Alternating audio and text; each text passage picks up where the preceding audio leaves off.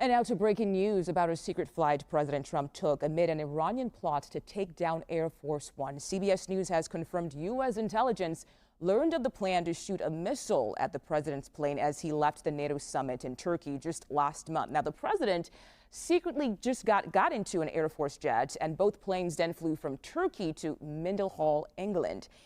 That is where Trump was able to switch undetected back to Air Force One.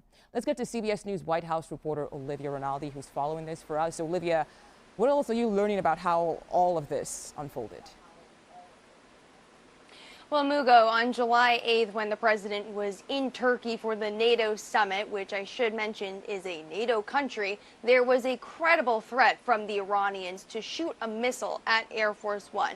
So, because of that, they decided to send that Qatari jet that the president has been using as the new Air Force One ahead to Mendenhall. That's in the UK, where the president would have their refueling stop, and have him on the old Air Force One to fly to the UK. However, we're now learning that the president wasn't even on Air Force One at all.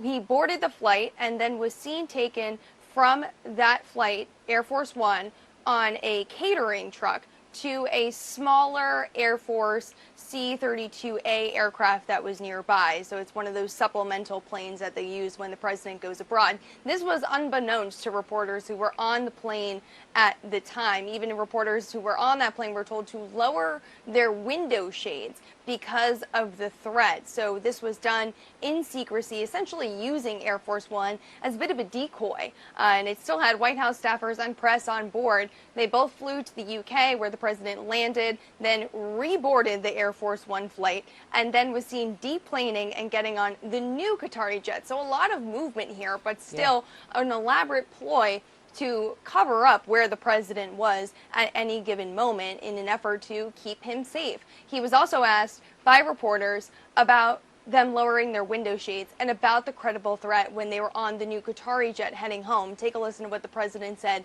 about it here. You know, probably on a dangerous flight because of this lace bags that we have to do. So you think that Iran was possibly thinking? Well, I mean, if they asked you to close your windows, probably they feel that they didn't ask me to close mine, but if they did, I would have done it. Now, the president also said, if you go, I go, and went on to say perhaps someday you want to change professions to those reporters who were on board, essentially, kind of hinting at the fact that this was a very credible threat and that perhaps there was danger to those reporters who were on board the Air Force One plane heading home. We should note that that new Qatari jet that the president had used to fly over to Turkey and then back home is out of commission right now because it is being refurbished, and they are adding new security measures to that plane to make sure it is safe to fly the president abroad and domestically. And everything the Secret Service did made it very clear that they took the threat seriously. Wow, Olivia Rinaldi, thank you so much for your reporting.